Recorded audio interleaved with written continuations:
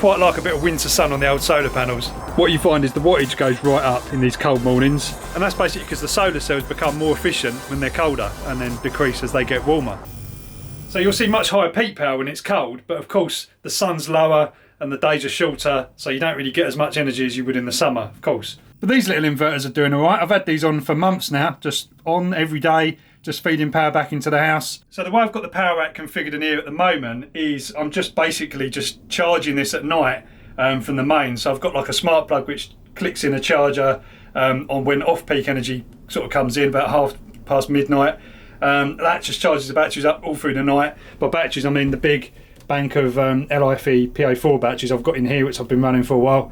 So there's only a couple of amps going out at the moment, just a few bits and pieces plugged in, some of this studio gear. So that's kind of like a homemade way of doing like a time shift, like the Tesla Powerwall and some of these other sort of clever systems do, where you can basically just use batteries during the day, charge it at night when the energy is a bit cheaper. So the panel on the top of here isn't really doing much at the moment. You can see the sun sort of does start to come through kind of late morning, and then it will just burn the ice off the top of that, and that'll start charging up a little bit. Whereas before I was actually getting kilowatt hours out of this panel, like probably maybe in the peak of summer I was probably getting over 1.5 kilowatts heading towards 2. At the moment I'm just getting watt hours. I don't think at the moment it's enough to power these LEDs, which turn on during the night. So they turn on when it gets dark basically.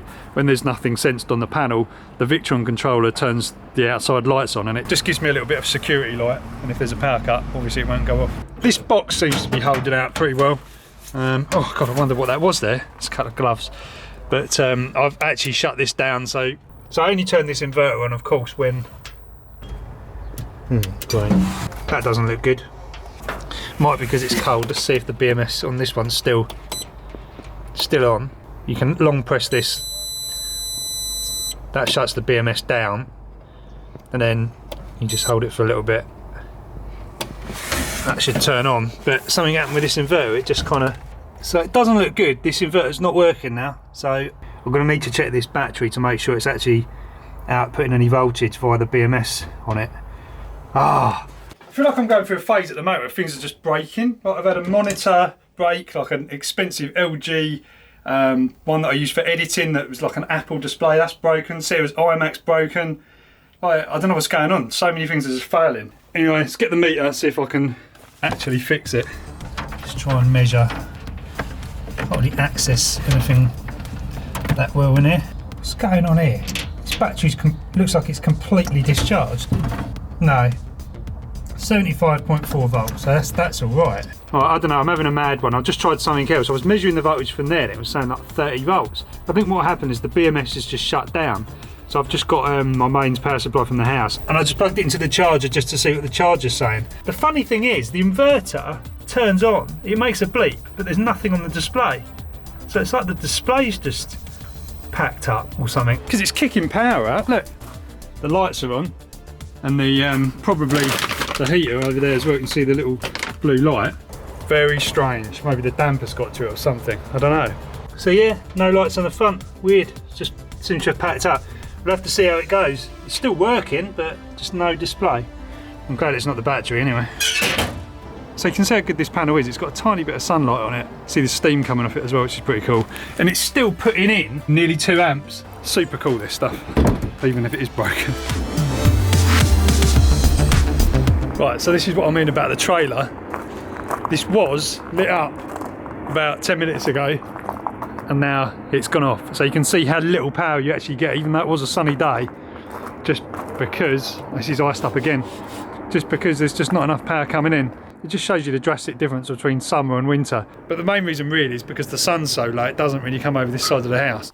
So let's have a look at the solar stats for today. So this is the shed system, not the trailer system. So you can see today we got 1.5 kilowatt hours, so that's not bad. It's a pretty sunny day. You know, the temperatures were low, so the efficiency of the panel was going to be kind of quite high.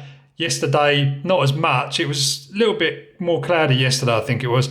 So 1 kilowatt hour, then, you know, going back 1.5 again, you know, that must have been quite a miserable day.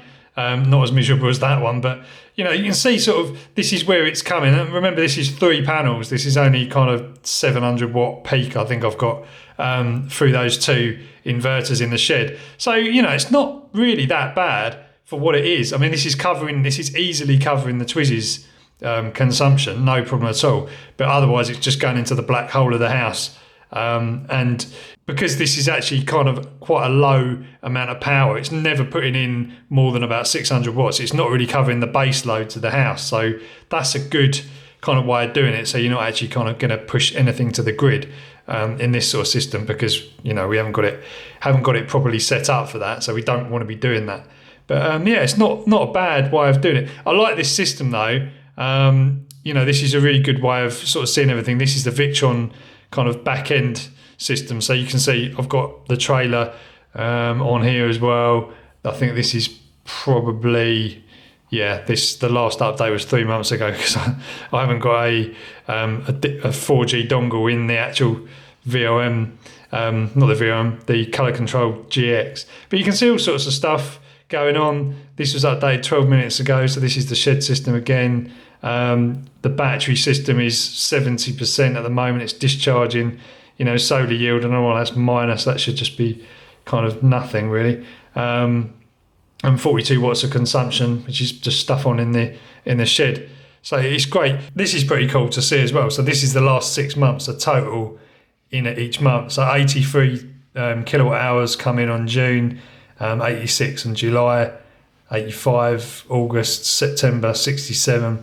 This is mad really, because it's just a few panels, guys. It's not like hardly anything, but you're still getting a good amount coming in there. So if you did, you know, if you had like 86 kilowatt hours, if you did 86 kilowatt hours times by what is it, 0.16p or 169p or something like that, you know, that's 14 quid. That's 14 quid off your bill this month. You can see the full year view as well. Look at that. It's crazy.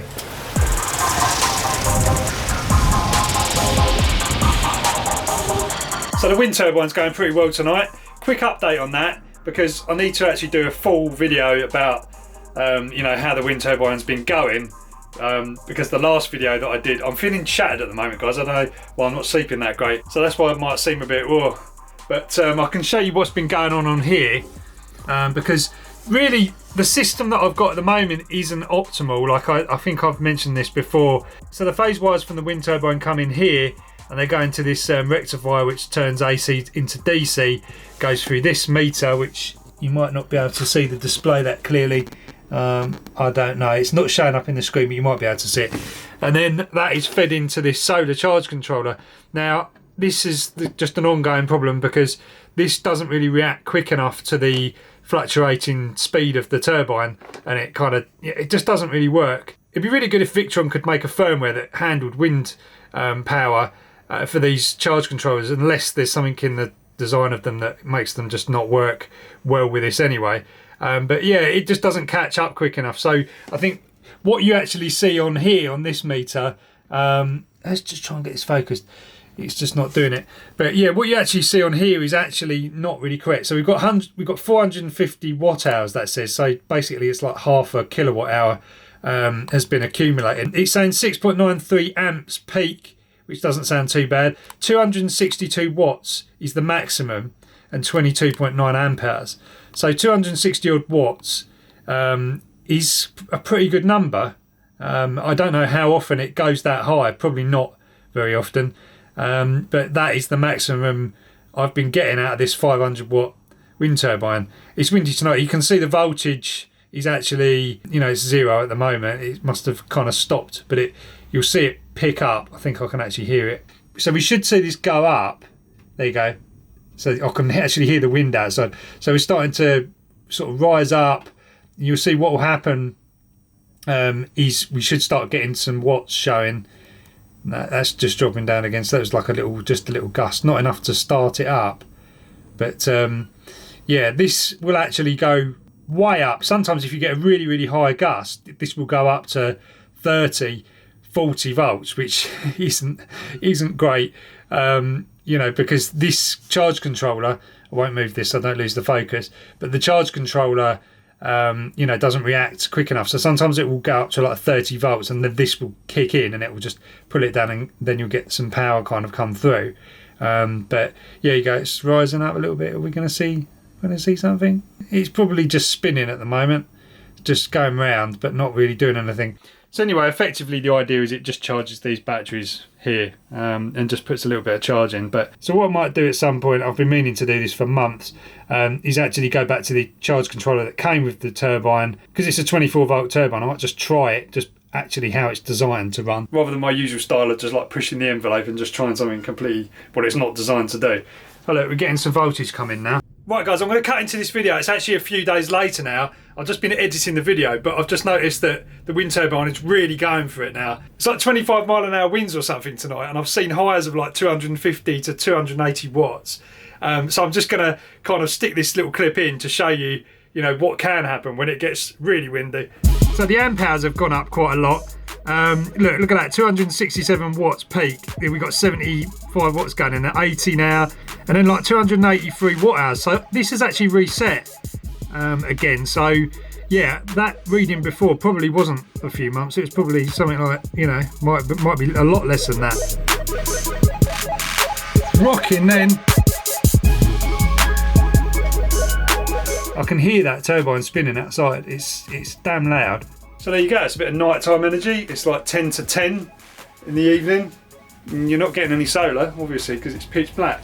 So that's energy that you wouldn't otherwise have. You can see the effect it's having on the current. So there's 2 amps going, roughly 2 amps going out. And then when you get a little burst, you see this fluctuating. Otherwise that would be static, because there's not the other loads. There you go, it's going right down. So it's like basically counteracting what's going out right now. There you go, look, it might even come to a point where you're not actually pulling anything out. That's only 800 milliamps. What's interesting is in the summer evenings you virtually get no wind at all. It all just drops. But in the winter, the wind actually can be the same as it is in the day, or maybe even stronger at sometimes, which is quite an interesting one. I never really realised that. I've never really sort of paid that much attention to that. But that's how it works. I've had some nights where it's literally just been windy all night, and this has just been kicking out power. I've been sitting watching it on the remote thing, and you can see it's just constantly just putting something into the battery. So, you know, so it's definitely doing something. I don't know if you can hear that knocking. There is a knocking sound going on. Something to do with bearings, I reckon. What do you reckon?